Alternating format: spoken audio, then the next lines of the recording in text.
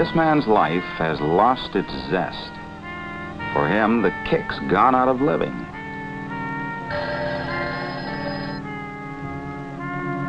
Hugh, telephone. All right.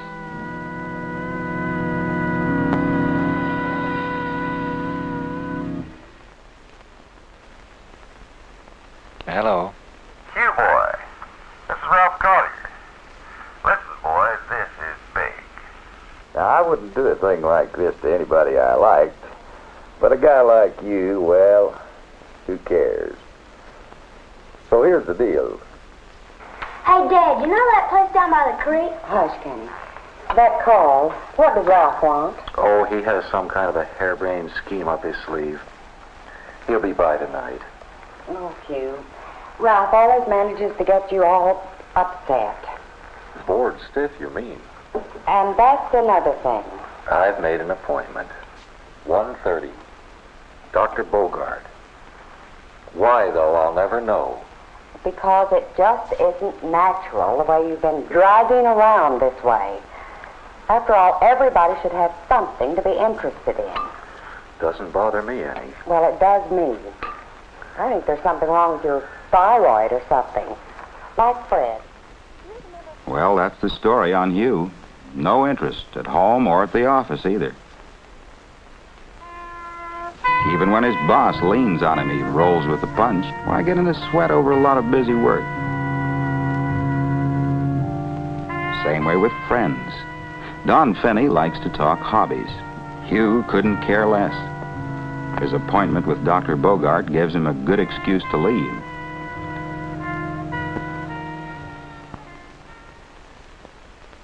Physically, Hugh's okay, the doctor reports. No thyroid deficiency to slow him down. But has he been shortchanging himself on sleep? Is he depressed about anything? Has trouble developed at work or at home? The answer's no. The verdict? Boredom. Dr. Bogart's advice is for Hugh to find some all-consuming interest in life. What kind of nonsense is that? Hugh flat can't do it. Hugh's condition may be serious. He'd better check with Dr. Jeffers over in the medical center. Not a psychiatrist. Yes, a psychiatrist. Boredom's an emotional state. Out of hand, it calls for specialized treatment. Well, maybe only, why make a federal case out of it? After all, what difference does it make if a man's bored? What harm can it do?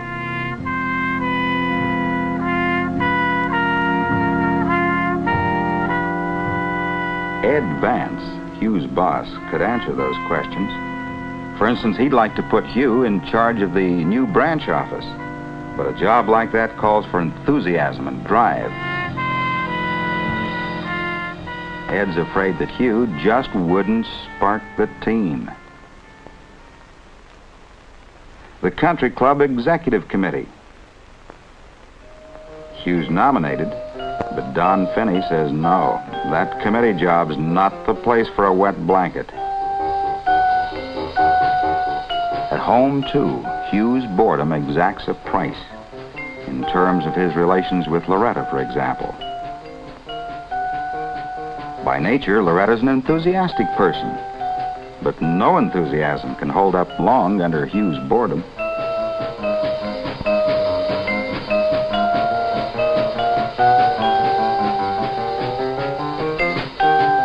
It's happened so many times.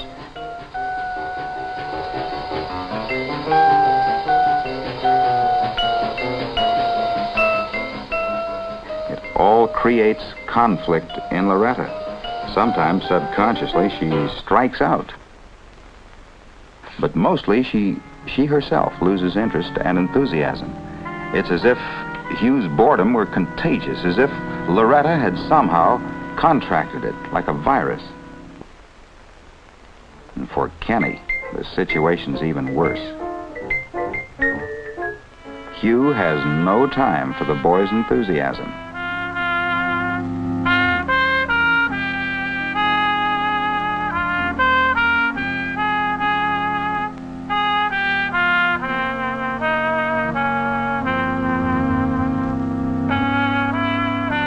How long will Kenny be able to stay interested himself?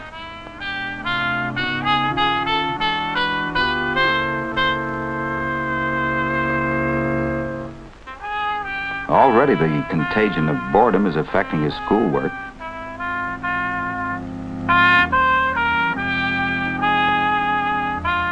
Disciplinary problems are beginning to develop also, problems that tie in closely with Kenny's boredom. Presents don't help. Neither does punishment. Ken's grades keep going down. What to do about it? What not to do comes easier. It's like with Ann Galloway down the block. She's bored, so she drinks.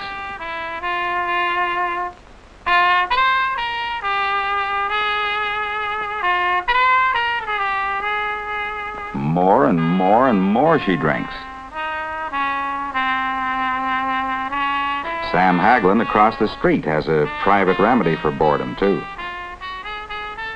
He makes friends with every $10 tramp who comes along.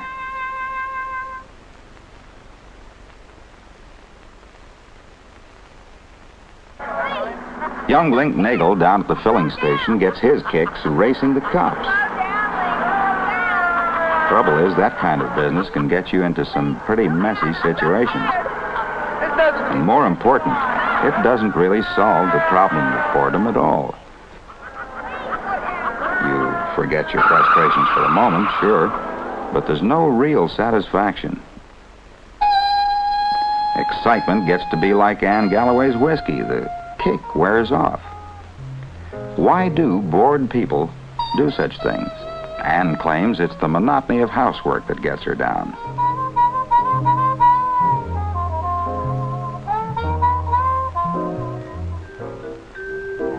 She dealt satisfactorily with monotony when she had a job, though, back before she was married. Actually, her real trouble isn't monotony. It's that she grew up feeling that being a woman, a housewife, is an empty, meaningless, thankless task. Her job, on the other hand, was exciting and meaningful. But Ann's husband won't hear of her working now. The result? Inner conflict for Ann. Conflict between the demands of marriage and her personal hunger for a feeling of self-worth. Her boredom, her drinking, they're the symptoms of that conflict. Sam Haglund claims his trouble is his wife's stupidity. It bores him to distraction. But really, though, his big problem is Woodhall's, his competition across the street. So again, the issue's conflict. Reality versus Sam's picture of himself as worthy of success. But it's a conflict that Sam can't bring himself to acknowledge. The end result, boredom. But it's boredom for which he's found a remedy of sorts. A boost for his ego in a pattern of behavior that dates clear back to his teens. Sam couldn't compete then either. But there generally seemed to be some girl around to take the sting out of defeat.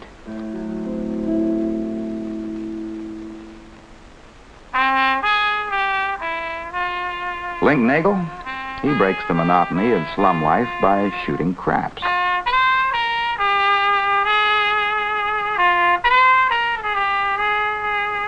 Though he doesn't know it, the roots of his boredom lie deep in hatred of authority. And yet self-preservation demands that he hold his rage under control. Hence, conflict, hence, boredom. Where does Hugh fit into this conflict-boredom sequence? How did he develop his present pattern? The answer to those questions goes back a lot of years. Hugh's father was his best friend. He taught him all about tools, about machinery, about hunting, about people, especially that people with white shirts have money and people with blue shirts don't. Hugh's father hated the white shirts' prosperity. They'd created nothing, and yet workers still couldn't meet their bills. To Hugh's mother, the creation part didn't matter. To her, it was money that was important. Hugh could see her side when the time came to meet his father's funeral expenses. loneliness was even worse.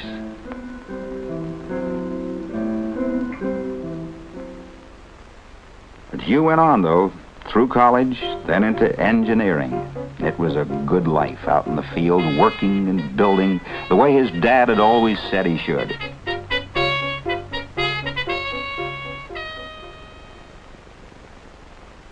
And then he met a girl, the girl.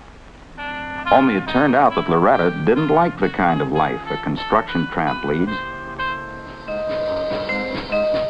When Hugh got the chance for an office job, he grabbed it. But then Loretta began to object to other things. She didn't like Hugh's friends. She didn't like his crudities, his fussing with mechanical gadgets.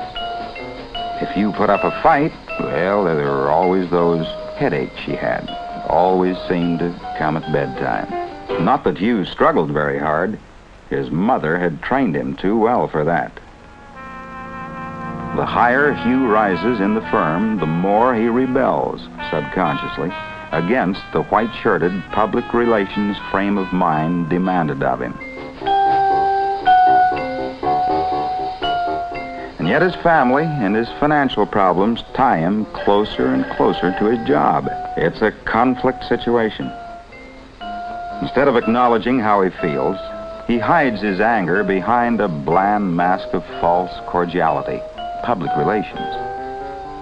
The people that Loretta forces him to meet socially are dull and boring.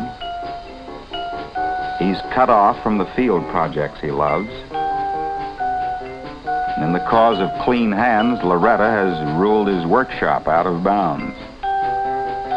His relationships with Loretta have deteriorated badly. Night after night, it's the same.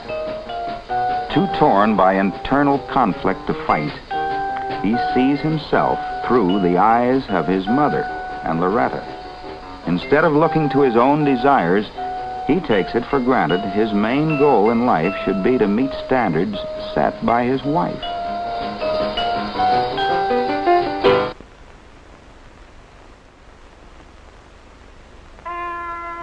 With mounting tension comes boredom, a symptom of that conflict between the life that Hugh leads and his basic emotional needs.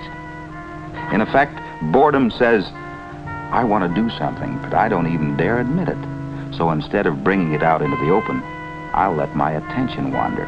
I'll develop what looks like fatigue, supreme disinterest in what I'm supposed to do. In Hugh's case, the situation has been getting worse for years. By now, it's dubious that he can deal with it effectively without outside help. What might he do about it? Well, he could find at least part of the answer right out in his own backyard, watching son Kenny. Ken's eager to build a tool shed, but sometimes he gets tired of it.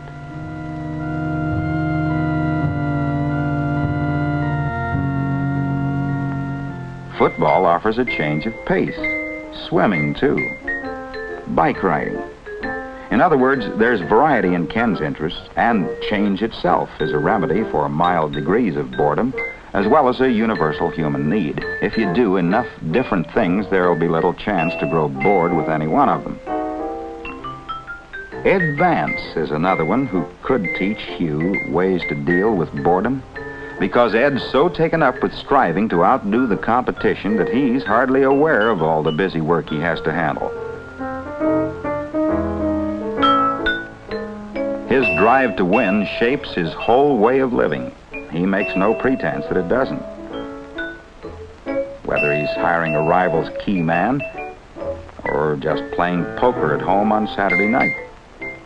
To fight boredom, then, each of us needs to take a cold, clear look at the rules he lives by.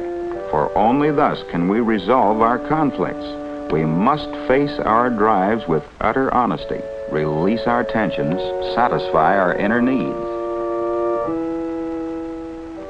A case in point, Don Finney has a need to dominate.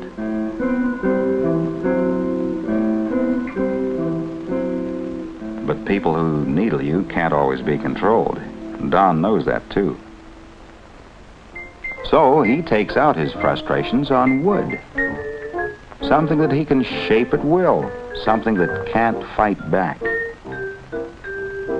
But a man's patterns are already formed. The best place to stop boredom is back in childhood, before it even starts.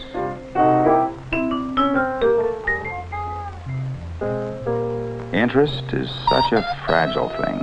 It dies so easily. Hugh senses that sometimes, like today. That nail that Ken bent, it brought back so many things. The day so long ago when Hugh's father showed him how to use a block to pull a nail. We help ourselves by helping others, even more when we help our children. If Hugh realized that fact emotionally, his boredom could die right here in this backyard with Kenny. But the moment passed. Hugh's pattern of conflict and of boredom was too rigid, too strong for him to break.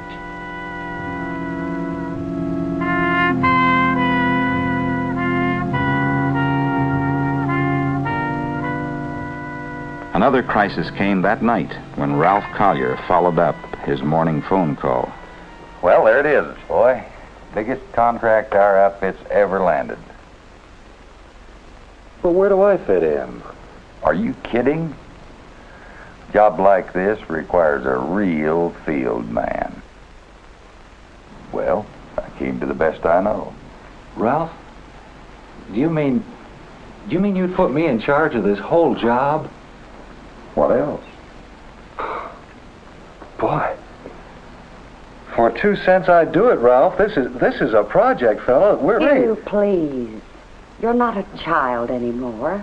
You have a family to think about.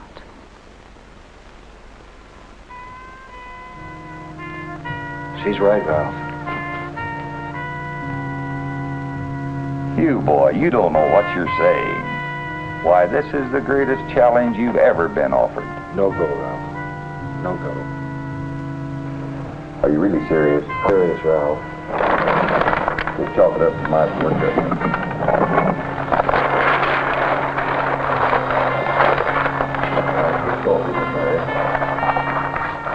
Don't bother you, I'll let myself out. Ralph, perhaps we could discuss this. Sorry I wasted your time. Oh, Hugh, I'm so glad you didn't let him talk you into that awful job. I mean, being left here all the time with Kenny. Oh, dear, there are lots worse things than being a little bored. Sure, honey, sure.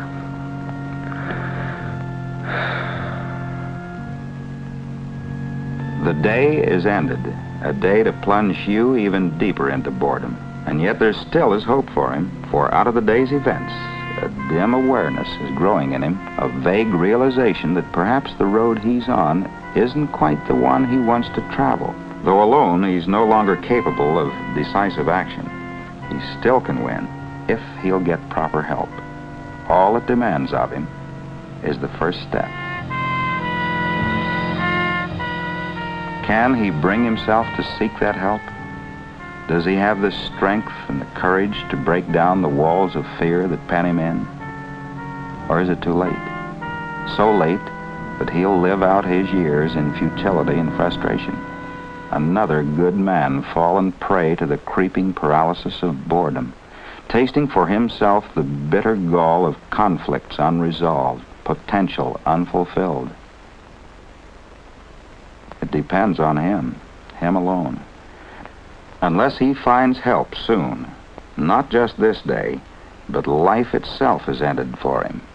Ended in another bleak, needless tragedy of boredom at work.